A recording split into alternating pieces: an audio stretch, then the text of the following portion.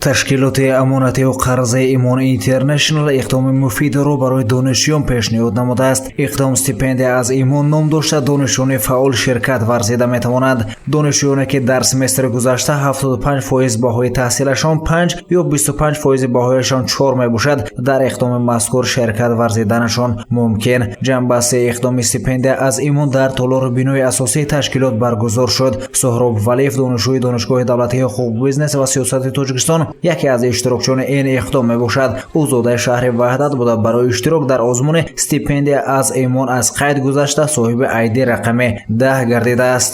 албатта бо баҳои хуб ва аъло дар донишгоҳ таҳсил мекунем. Бурд накунем, агар роҳ афзуда намешавем, боз солҳои минбаъда иштирок мекунем.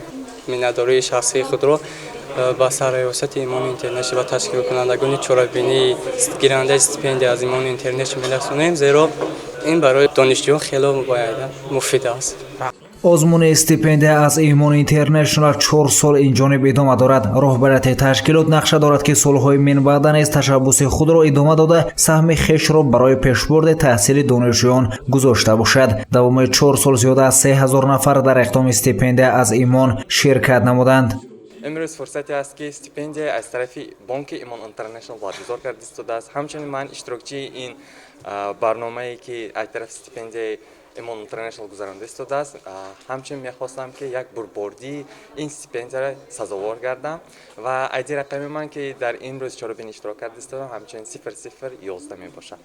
тавассути барномаи рандомайзер ғолибони иқдоми стипендия аз Имон муайян гардиданд. дар аксия беш аз 30 адад тӯҳфаҳо аз ҷумла 10 адад курти инфиродӣ тарроҳӣ гардида, 5 адад гӯшмунакҳои бесим, 5 адад фитнес трекер ва 5 адад блокнотҳо бо повербанк соҳиби асосии худро пайдо намуданд.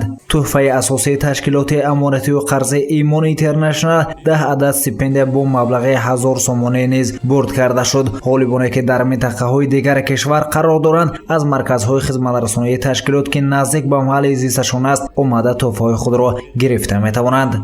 Солзода Иброҳим Ибодулло, соҳиби стипендия аз Имон Интернешнл.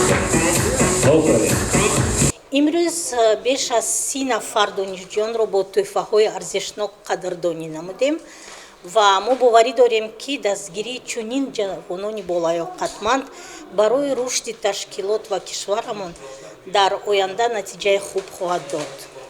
айни замон дар ташкилоти мо беш аз 1600 нафар кормандон фаъолият бурда истоданд ва қисми зиёди мутахассисонро ҷавонони болаёқат ташкил медиҳанд. мо нақша дорем ки ин аксия ва дигар чорабиниҳоро дар байни ҷавонон дар оянда низ идома диҳем. бояд гуфт ки иқдоми стипендия аз Имон Интернешнл аз санаи 1 сентябр то 3 сентябр идома кард. дар ин давра зиёда аз 600 нафар худро номнавис намуданд, аммо 243 нафар соҳиби айди рақам гардиданд. нафарони боқимонда бо сабабҳои доштани баҳои аз нишондоди иқдом паст ва ё дархости такроре соҳиби айди рақам нагардиданд. гузориши Саид Мухтори Саиданвар, Наимҷон Айюбов барои барномаи иттилоотии хабар.